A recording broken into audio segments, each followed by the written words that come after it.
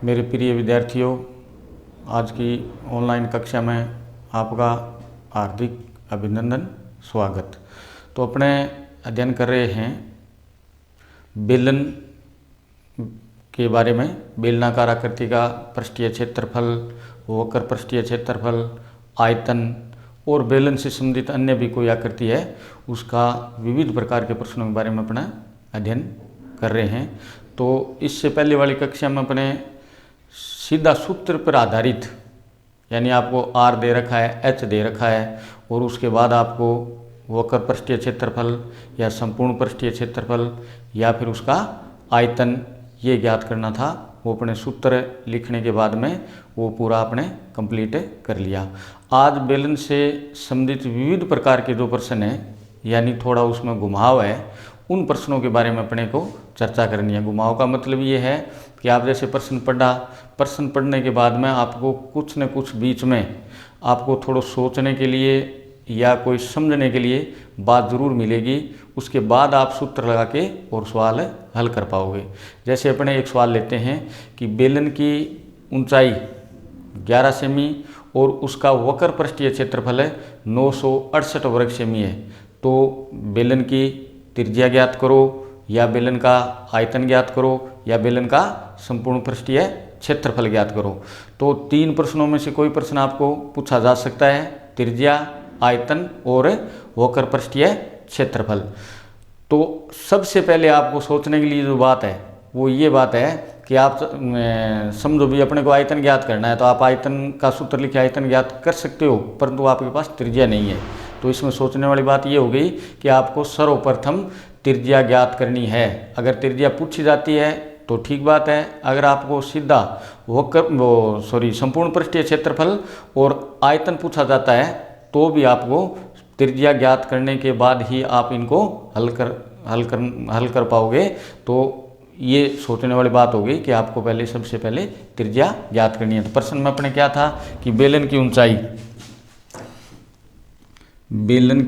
ऊंचाई बराबर 11 सेमी, ठीक है। बेलन का संपूर्ण वक्र पृष्ठीय क्षेत्रफल, बेलन का वक्र पृष्ठीय क्षेत्रफल बराबर 968 सेमी स्क्वायर, ठीक है। अब यहाँ पर प्रश्न तीन तय किए। सामने आपके पास तीन प्रकार के प्रश्न आ सकते हैं। आपको बेलन की त्रिज्या ज्ञात करनी पड़ सकती है, आपको बेलन का आयतन ज्ञात करना पड़ सकता है और आपको बेलन का संपूर्ण पृष्ठीय क्षेत्रफल ज्ञात करना पड़ सकता है। तो अगर त्रिज्या पूछी जाती है तो आप त्रिज्या निकालो और आपका आंसर आ गया। आपको आयतन पूछा जाता है तो सबसे पहले आपको त्रिज्या तो ज्ञात करनी ही पड़ेगी, उसके बाद में आप आयतन का सूत्र लगा के आयतन ज्ञात कर सकते हो। इसी प्रकार अगर संपूर्ण पृष्ठीय क्षेत्रफल पूछा जाता है तो H आपको दे रखा है और इस वक्र पृष्ठीय क्षेत्रफल से पहले आपको त्रिज्या ज्ञात करनी पड़ेगी, उसके बाद आप संपूर्ण पृष्ठीय क्षेत्रफल ज्ञात कर सकते हो। तो अपने को H और वक्र पृष्ठीय क्षेत्रफल दे रखा है। तो अपने आंसर यहाँ से स्टार्ट करेंगे। इसमें देखो आप बेलन का वक्र पृष्ठीय क्षेत्रफल कितना है 968। तो यहाँ बेलन का वक्र पृष्ठीय क्षेत्रफल है, ये लाइन लिखी हुई है। यहाँ अपने बेलन के वक्र पृष्ठीय क्षेत्रफल का क्या लिखेंगे, सूत्र लिखेंगे 2πRH बराबर 968। अब यहाँ देखो 2 का पता है आपको, पाई का पता है, R आपके पास नहीं है, H आपके पास है, कितना है 11। तो जो चीज़ आपके पास उपलब्ध है उसके मान रखो आप। 2 × 22/7, R की जगह R और H की जगह आपको क्या दे रखा है 11 बराबर 968। H बराबर आपके पास है 11 सेमी था, इसलिए आप H के बराबर क्या लिख दिया 11 सेमी। अब यहाँ बीजगणितीय संख्या जो R है इसको आप लेफ्ट साइड में रखो और बाकी को पक्षांतरण करके और कहाँ ले जाओगे आप राइट साइड में। तो राइट साइड में R बराबर 968 तो है ही पहले से आपके पास, 7 नीचे भाग में, ऊपर गुणा में चले गए और बाकी संख्या ऊपर गुणा में, वो आपके पास यहाँ भाग में आ जाएगी, यानी 2, 22 और 11 ये ऊपर थे लेफ्ट साइड में, तो राइट में ये नीचे भाग में जाएंगे और 7 भाग में थे वो राइट साइड में गुणा हो जाएंगे। अब आपको हल करना है इसको, तो सबसे पहले आप 2 से इसको कैंसिल कर लो। 4 दूनी 8, बच गया आपके पास 1, उसके बाद में बन गए 16, तो 8 दूनी 16 और फिर 4 दूनी 8, आपके पास आ गए 484। 484 22 का क्या है, वर्ग है, दोबारा देख लो, यानी 22 दूआ 44, बच गए 4, 22 दूआ 44, तो आपके पास 22 से कैंसिल हो गए 484, 22 आ गए। 22 11 से कैंसिल होते हैं, 11 का 11, 11 दूनी 22, तो आर बराबर कितना आ गए आपके पास है 14 सेमी। अगर आपको त्रिज्या पूछी जाती है तो आपका ये उत्तर आ गया। ठीक है, अगर आपके पास आगे वाले 2 क्वेश्चनों में से कोई क्वेश्चन है तो आप सूत्र लगा के इसको हल कर सकते हो। जैसे आपको ज्ञात करना है आयतन ज्ञात करना है तो आप पाई आर स्क्वायर एच सूत्र लगा दो। आपको ज्ञात करना है संपूर्ण पृष्ठीय क्षेत्रफल, तो 2 pi R H plus are, ये सूत्र लगा के आप संपूर्ण पृष्ठीय क्षेत्रफल ज्ञात कर सकते हो, क्योंकि अब आपके पास आर भी है और एच आपको पहले दे रखा था, तो आर और एच का मान रख के और अपने इसको आगे हल कर सकते हैं। तो इस प्रकार के विविध प्रश्नों का अपने अध्ययन करना है। इसके बाद अपने आगे वाला प्रश्न लेते हैं। एक बेलन का आयतन 448 पाई तथा ऊंचाई 7 सेमी, तो उसका वक्र पृष्ठीय क्षेत्रफल ज्ञात करो। तो उसका विपरीत हो गया, वहाँ आपको वक्र पृष्ठीय क्षेत्रफल दे रखा था और आयतन या संपूर्ण पृष्ठीय क्षेत्रफल ज्ञात करना था, और यहाँ आपको आयतन देकर ऊंचाई देकर और क्या पूछ रहा है, वक्र पृष्ठीय क्षेत्रफल। तो यहाँ देखो आप, ये आपके पास ऊंचाई है, वो ऊंचाई दे रखी है आपको, ये बेलन का वक्र पृष्ठीय क्षेत्रफल है, ये आपको ज्ञात करना है, और आयतन आपको दे रखा है। तो बेलन की ऊंचाई दे रखी है आपको 7 सेमी, बेलन की ऊंचाई 7 सेमी, और बेलन का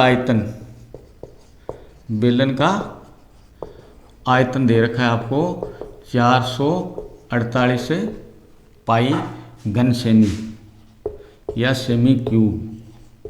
ठीक है, और ज्ञात क्या करना है आपको, वक्र पृष्ठीय क्षेत्रफल। अब हो सकता है आपको संपूर्ण पृष्ठीय क्षेत्रफल पूछ ले, परंतु आपके पास एच तो है ही और आर आप इस सूत्र से ज्ञात कर सकते हो। उसके बाद में आपको वक्र पृष्ठीय क्षेत्रफल पूछे और चाहे संपूर्ण पृष्ठीय क्षेत्रफल पूछे, क्योंकि आपको आर और एच ज्ञात हो और सूत्र आपके याद हो तो उसमें कोई समस्या नहीं आएगी। तो यहाँ बेलन का आयतन कितना है, 448 पाई घन सेमी, तो वही बात है, यहाँ आयतन की जगह क्या लिखेंगे, अपने आयतन का सूत्र पाई आर स्क्वायर एच बराबर 448 पाई। तो यहाँ पाई से पाई कैंसिल हो गया, क्यों दोनों पक्षों में गुणा में है पाई, और आर आपके पास है नहीं तो आर स्क्वायर, एच आपके पास दे रखा है कितना, तो 7 बराबर क्या बच्चा आपके पास है 448। उसके बाद आर स्क्वायर बराबर क्या आ गया आपके पास है 448/7, और आर स्क्वायर बराबर इसमें भाग दिया 7 से कितना आ गए 7 छिका 42, और बच गए 2, 7 चौका 28, 64 आ गए। आर बराबर √64, तो आर बराबर है कितने 8 सेमी, तो आर का मान कितना आ गया आपके पास है 8 सेमी आ गया। अब आपके पास एच तो पहले दे रखा था कितना 7 सेमी, और आर आपने ज्ञात कर लिया कितना 8 सेमी। ठीक है, अब आपके पास आर और एच दोनों हैं, तो आपको सूत्र याद होना चाहिए। जैसे वक्र पृष्ठीय क्षेत्रफल की बात क्या ज्ञात है, तो आप 2 पाई आर एच ये सूत्र लगाओ, वक्र पृष्ठीय क्षेत्रफल बराबर, अगर आपको संपूर्ण पृष्ठीय क्षेत्रफल पूछता है तो आप ये सूत्र लगा दो 2 pi R bracket H plus are.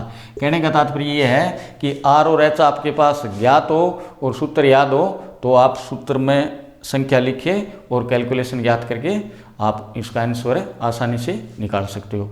अपने अगला प्रश्न लेते हैं। एक बेलन की त्रिज्या और ऊंचाई का अनुपात 1:3 है और आयतन है 3234 यानी 3234 है, तो उसका संपूर्ण पृष्ठीय क्षेत्रफल है ज्ञात करो। दोबारा प्रश्न समझो, एक बेलन की त्रिज्या और ऊंचाई का अनुपात 1:3 है, ठीक है। और उसके बाद है बेलन का आयतन 32 से 34 यानी 3234 है। तो बेलन का संपूर्ण पृष्ठीय क्षेत्रफल है ज्ञात करो। तो आपको दे रखा है R/H बराबर 1:3, ठीक है। अब ये है आपका अनुपात रूप संख्या। अब इसको भिन्न रूप में लिखोगे तो R/H 1/3, ठीक है। अब इसको या व्युत्क्रम करके लिखोगे तो H/R बराबर 3/1। अब यहाँ से आपको चाहे यहाँ से निकालो चाहे यहाँ से निकालो, आपको एक संख्या का मान निकालना पड़ेगा। यानी बाकी संख्याओं को आप राइट साइड में लेके और लेफ्ट साइड में चाहे R रखो आप और चाहे H रखो। कहने का मतलब ये है कि चाहे तो R को H के रूप में व्यक्त करो और चाहे H को R के रूप में व्यक्त करो। उसके बाद अपने जो आयतन का सूत्र है, जैसे आपको आयतन दे रखा है 3234 है, उस सूत्र में R का मान निकालते हो तो R की जगह वो मान लिख दो, और H का मान आप निकालते हो यहाँ से तो H का मान है वहाँ सूत्र में लिख दो। तो यहाँ से अपने H का मान निकालते हैं, या H बराबर आ गए आपके पास है 3R/1 या फिर आ गए आपके पास है H बराबर 3R। ये आपके पास H का मान आ गया। तो H को आपने क्या कर दिया, R के रूप में व्यक्त कर दिया। दूसरा आपको क्या दे रखा है, आयतन। क्या तो बेलन का आयतन बराबर दे रखा है आपको 3234 सेमी क्यूब, ठीक है। अब आयतन की जगह आप आयतन का सूत्र लिखो, πr² H बराबर 3234, ठीक है। इसको समीकरण आप 1 मान सकते हो, क्योंकि अपने मान रखेंगे तो सुविधा हो जाएगी। तो अब आपके पास H का मान है, H का मान है तो पाई का मान तो आप 22/7 रखो, ठीक है, 22/7। और R² की जगह R², H की जगह आपके पास क्या है 3R बराबर 32 से 34। कारण है H की जगह आपने 3R कहाँ से लिखा, तो आपने समीकरण 1 में ज्ञात कर रखा है, तो समीकरण 1 से, ठीक है।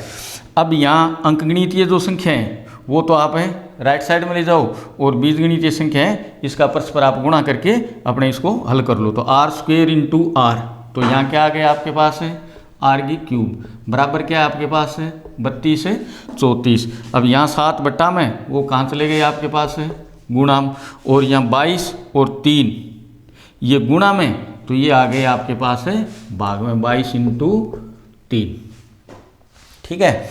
अब उसके बाद आप इसको हल करो, पहले अपने 3 से ट्राई कर लो भी, 3 × 3 फिर 0 फिर 7 × 21 फिर बच गए 2 और 8 × 24। कहने का मतलब ये 3 से विभाजित संख्या है, यानी 3 × 3 फिर शेषफल 0 बचा, 2 उतारा, भाग टूट गया आपका, 3 लिया तो 7 × 21, भाग टूट गया इसलिए 0 लग गई, 7 × 21। उसके बाद में आपके पास 2 बच गए, ऊपर से 4 लिया तो 8 × 24।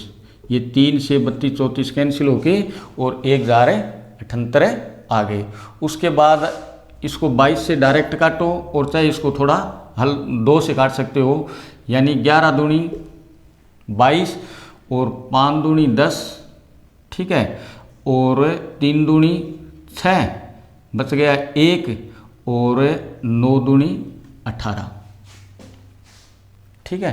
उसके बाद आप इसको हल करो, 11 से कैंसिल करोगे तो 11 चौका 44 बच गए 9 और 11 9 99, यानी दोबारा देखो 11 × 11 11 चौका 44 बच गया आपके पास 53 में से 44 गए 9, ऊपर से उतारा आपने 9 तो 11 9 99, यानी 11 से ये कैंसिल हो गई संख्या और क्या आ गई 49। ये 22 से कैंसिल हो गए 539। तो आपके पास R³ बराबर 49 × 7।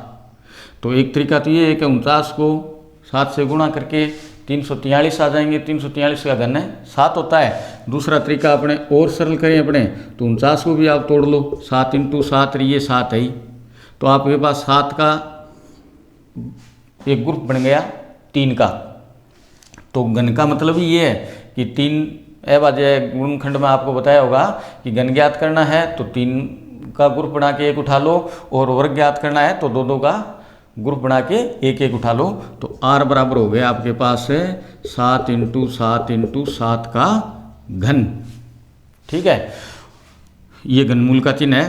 तो 3 7 में से आपको एक 7 उठा लिया, तो त्रिज्या क्या आ गई आपके पास 7 सेमी।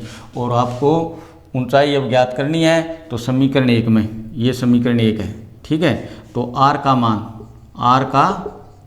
मान समीकरण 1 में रखने पर, r का मान समीकरण 1 में रखने पर, तो h बराबर 3 × 7 बराबर 21 सेमी।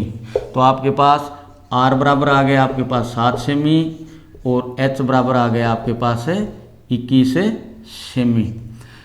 अब सामने वाले की मर्जी है, आपको जो भी पूछे तो आप बेझिझक बता सकते हो, क्योंकि आपके पास r और h दोनों ज्ञात हो गए। तो आपके इस प्रश्न में पूछा गया है संपूर्ण पृष्ठीय क्षेत्रफल। तो आप संपूर्ण पृष्ठीय क्षेत्रफल का सूत्र लगा के और इसको हल कर सकते हो, 2πr h + r।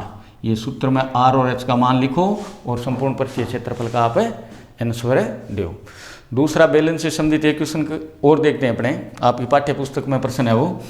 एक कुएं की गहराई 20 मीटर और उसका व्यास 7 मीटर है। एक कुएं की गहराई 20 मीटर है और उसका व्यास कितना है 7 मीटर है। तो कुएं से निकाली गई मिट्टी से एक चबूतरा बनाया गया है, और चबूतरे की लंबाई 22 मीटर और चौड़ाई 14 मीटर है। तो उसकी क्या ज्ञात करनी है आपको, ऊंचाई। प्रश्न बिल्कुल सरल है, परंतु थोड़ा दोबारा समझो। एक कुआं है, कुएं क्या करती है आप सब जानते हो, बेलनाकार है, गहराई बेलन है वो। तो अपने जितनी गहराई तक जाएंगे कुआं बनता जाएगा, और वो बेलन की ऊंचाई या बेलन की गहराई, आप ज़मीन से नीचे हो उसको गहराई बोलते हैं, ज़मीन से ऊपर उसको ऊंचाई बोलेंगे।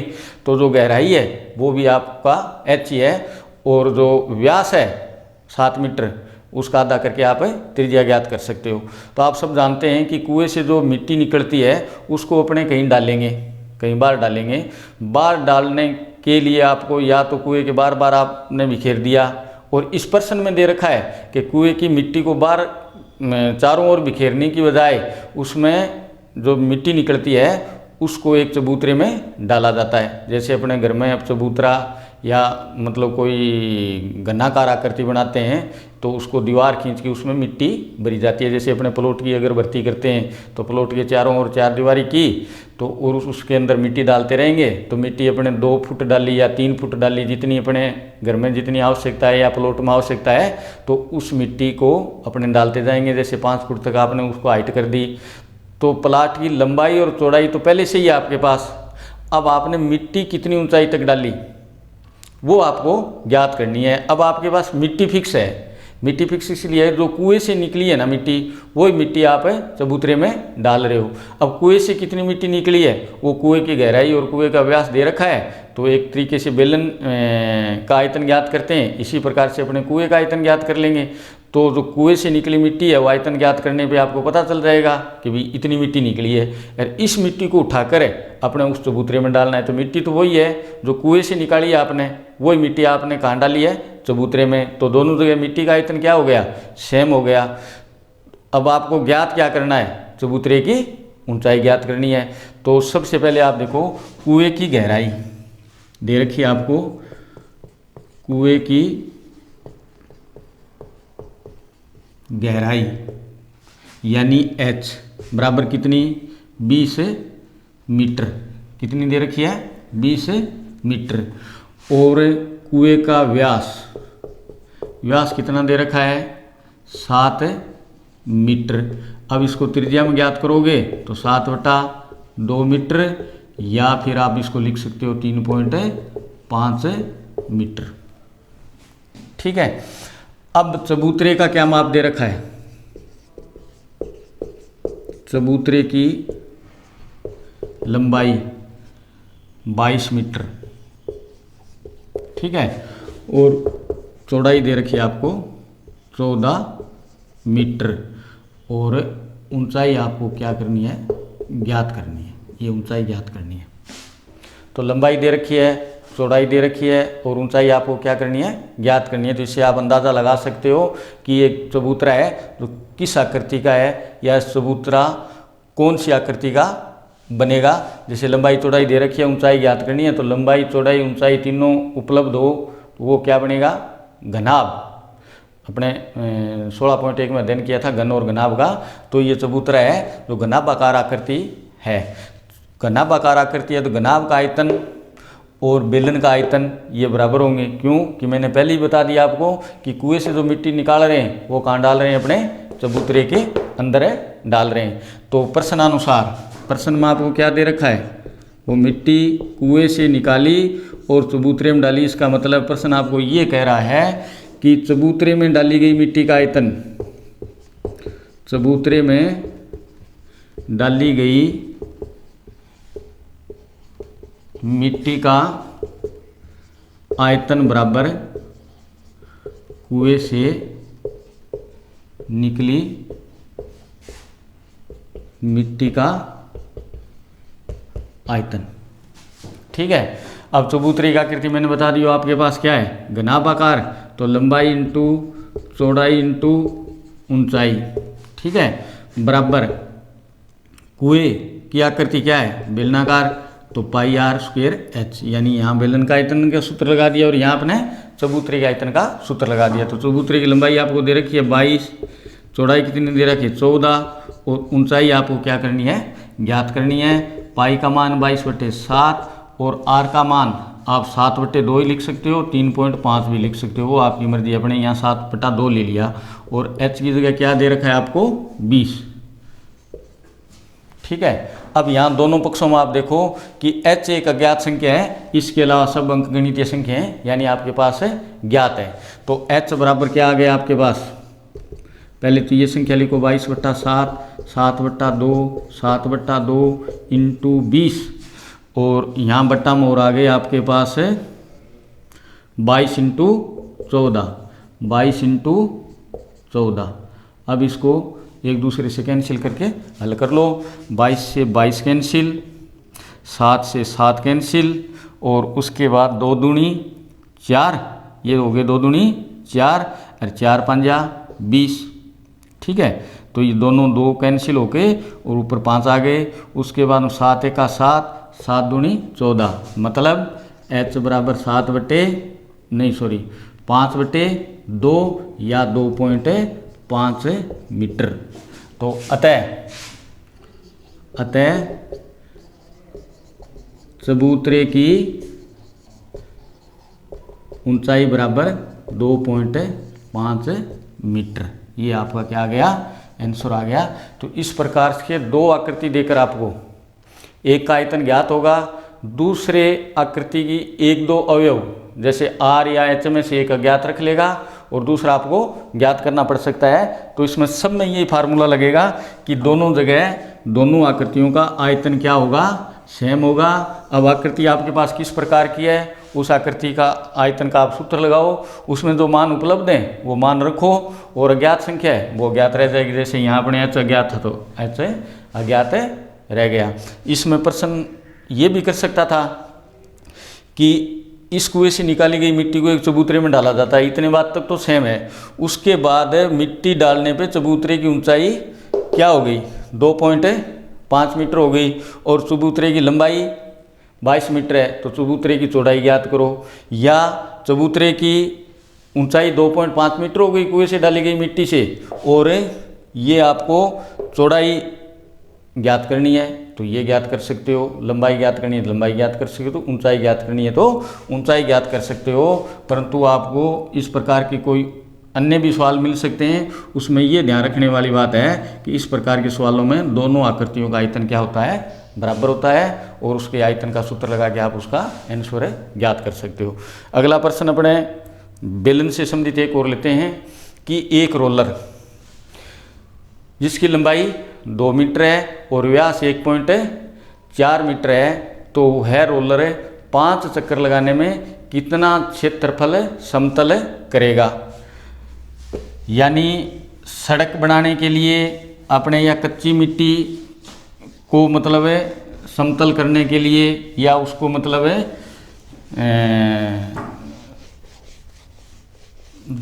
इसको कह सकते हैं अपने जमाने के लिए, तो अपने रोलर आपने देखा होगा, डामर जो रोड बनती हैं उसमें आगे आगे कंक्रीट वगैरह या मिट्टी वगैरह डली जाती है और उसके ऊपर है जैसे ये रोलर 3 टायरों का होता है, तो उसमें अपने एक रोलर की बात कर रहे हैं, तो इस रोलर को अपने यहाँ घुमाया, ठीक है।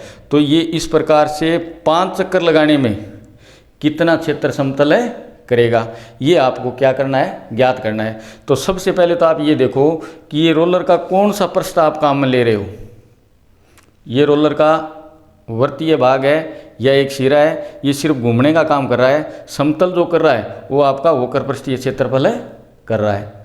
तो आपको इसका एक राउंड का अगर पता चल जाए कि ये रोलर है, उसका एक राउंड का क्षेत्रफल कितना है, जैसे ये इतना वाइट वाइट दिख रहा है, इसकी बात करें तो इसको एक जैसे आपने कोई कागज़ चिपका रखा है, ये अपने यहाँ से इसको उखाड़ के पूरा प्लेन कर लेंगे तो ये क्या हो जाएगा, आयताकार हो जाएगा। तो ये कागज़ चिपका हुआ कहाँ है, इसके वक्र पृष्ठ पर, इसके वक्र पृष्ठ पर। कहने का मतलब ये है कि आप रोलर का वक्र पृष्ठ क्षेत्रफल ज्ञात करो, वो रोलर का आपका एक चक्कर आ जाएगा और उस एक चक्कर को आप 5 से गुणा करके और 5 चक्करों में समतल क्षेत्र ज्ञात कर सकते हो। 5 हो 10 हो चक्करों की संख्या हो, उससे आप एक चक्कर का गुणा करके जितना क्षेत्रफल समतल करेगा उसका आप मान ज्ञात कर सकते हो।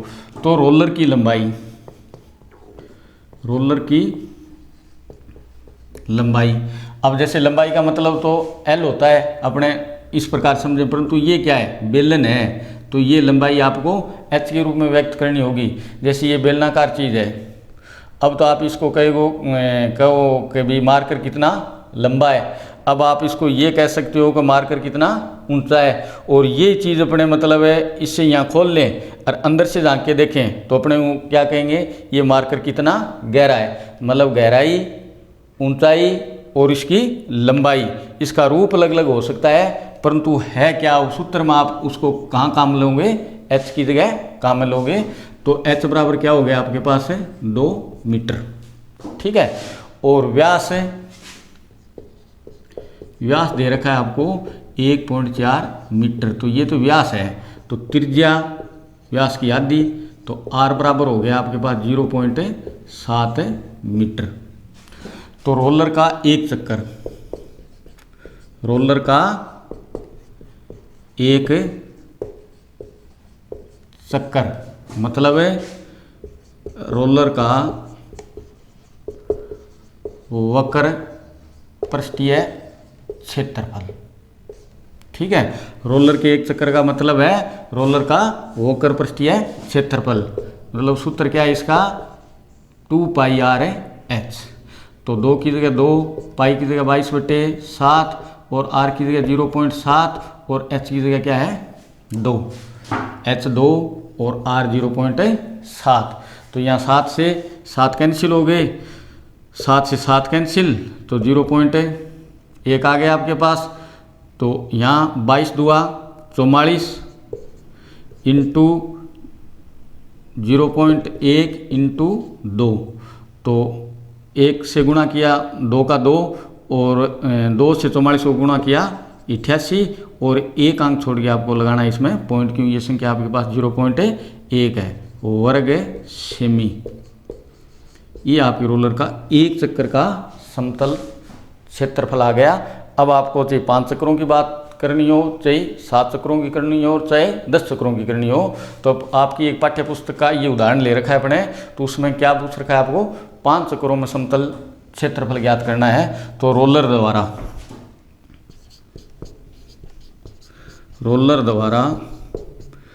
5 चक्करों में समतल क्षेत्रफल बराबर 5 × 8.8, यानी 5 से गुणा कर दिया आपने 8.8 से, क्यों एक चक्कर का क्षेत्रफल 8.8 है, तो 8 × 5 = 40, 40 और 4 है 44, 1 पॉइंट लग गया। तो 44 वर्ग मीटर, तो ये आपका आंसर आ गया। यहाँ 5 चक्रों की बात हो तो आपने 5 से गुणा कर दिया। यहाँ जो 15 की बात हो तो आप यहाँ 15 से गुणा कर सकते हो। तो जितने चक्कर हैं उससे गुणा। बस सिर्फ आपको एक चीज़ ध्यान में रखनी होगी कि ये बात समझनी जरूरी है कि रोलर का एक चक्कर क्या है, रोलर का एक चक्कर है रोलर का वक्र पृष्ठीय क्षेत्रफल। तो आज अपने अध्ययन किया बेलन के आयतन, वक्र पृष्ठीय क्षेत्रफल और संपूर्ण पृष्ठीय क्षेत्रफल से संबंधित विविध प्रश्नों का, यानी थोड़ा उसमें सोचने की जरूरत थी या थोड़ी समझने की जरूरत थी। इन प्रश्नों का अपने अध्ययन करेंगे किया है। अगली कक्षा में अपने शंकु या गोले में से एक आकृति उठाएंगे और उसके बारे में अध्ययन करेंगे। पहले आपको सूत्र बताएंगे, उसके बाद अपने पाठ्य पुस्तक के प्रश्नों का अध्ययन करेंगे। जय हिंद।